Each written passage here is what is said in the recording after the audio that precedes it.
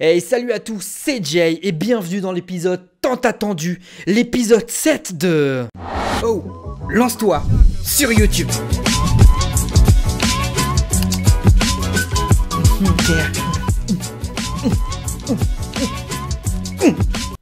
Alors oui, ça y est, on va enfin tourner aujourd'hui. Alors, on va parler de plusieurs choses, mais surtout, cette vidéo va pas être un tutoriel sur comment on tourne, mais plutôt tous mes conseils pour que votre tournage se passe convenablement, étape par étape. On va essayer de faire un truc un petit peu sympa. Alors vous savez quoi, on part directement sur l'étape 1, on installe le setup.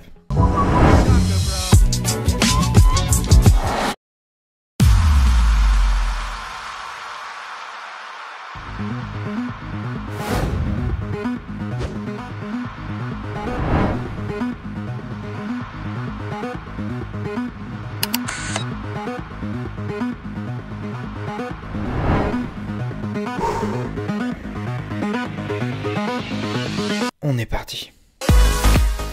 Alors oui, tout ce qu'on a vu dans les épisodes précédents de Lance-toi sur YouTube, on le met en place. On met notre décor en place. On allume les petites lumières du décor. Ensuite, on installe nos lumières, la keylight et tout ça. On installe tout ça, On les allume. On met le micro en place, très important le micro, faut pas l'oublier. Et ensuite, on met la caméra en place, d'accord? Vous préparez votre petit texte si vous l'avez, bien sûr, ou si vous allez tenter à l'impro, vous vous installez, vous mettez tout en route, le petit clap pour tout synchroniser, et maintenant, on va parler du tournage en lui-même. Attends, c'est en train de tourner là. Là, on est en train de tourner ta première vidéo. Ça y est, on y est enfin. Alors maintenant, je vais te donner tous mes conseils pour que ton tournage se passe mouille comme ça. Ça veut rien dire, mais j'aime bien.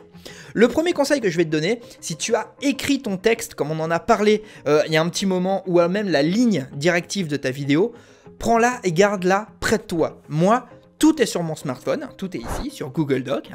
Et donc, dès que j'ai un trou ou que j'ai besoin d'un rappel, hop, je regarde mon téléphone, j'ai l'information qu'il me faut, je peux repartir dans mon tournage. Ensuite, si tu fais un style de montage plutôt rythmé où chaque phrase est cutée, n'aie pas peur de la refaire plusieurs fois, ta phrase. Ce sera beaucoup mieux. Ce sera beaucoup mieux. Ce sera beaucoup mieux. Ça te permet au montage tout simplement d'avoir un choix libre sur la prise que tu préfères et par rapport à ce que tu veux rendre dans ta vidéo, ce sera plus joli. Par contre, si comme moi, tu fais un montage plutôt sobre, c'est-à-dire que c'est presque une seule et même prise du début de ta vidéo jusqu'à la fin pour éviter trop de coupures justement, si tu bafouilles, tu recommences, pleure d'abord, pleure bien comme il faut et tu recommences, surtout si t'es à la fin. Ce qui m'est arrivé plus d'une fois, on va pas se mentir, Et maintenant, comment être à l'aise face à la caméra? Alors ça, il n'y a pas de remède miracle, l'entraînement, tout simplement. Plus tu en fais, plus tu seras à l'aise face à la caméra.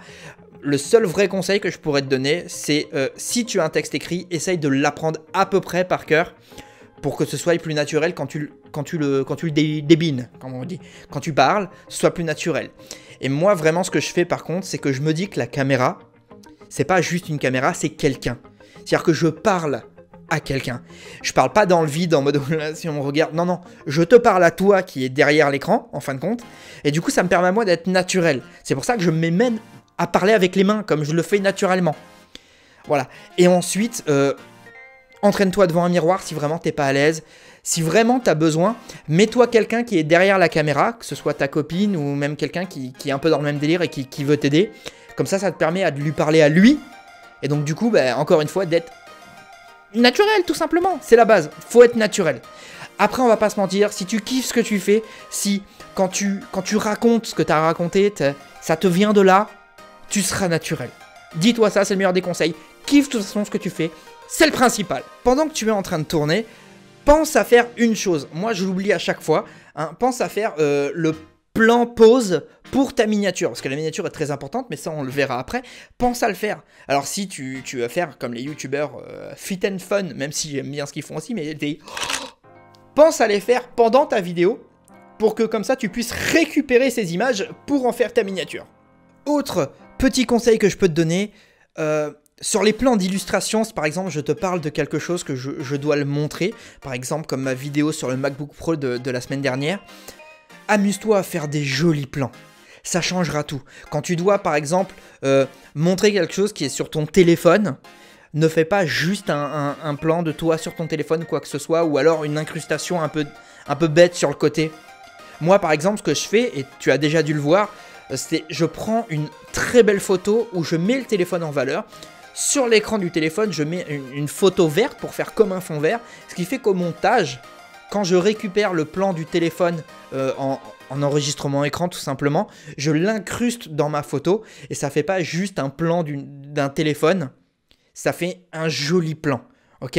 Pense aux détails, si tu aimes ça bien sûr, moi je sais que j'adore ça et j'aime m'embêter sur ça, faire des jolis plans, c'est super important et ça rendra ta vidéo vraiment très jolie. Et cut, c'est une fin de tournage, la vidéo est dans la boîte, bravo, bravo. Non, tu peux être très fier de toi.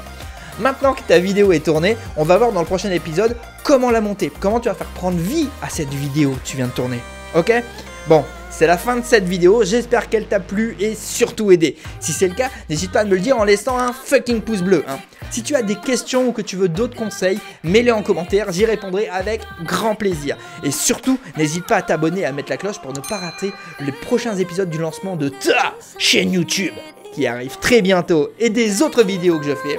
En attendant, je te dis à bientôt pour une prochaine vidéo. Allez, ciao!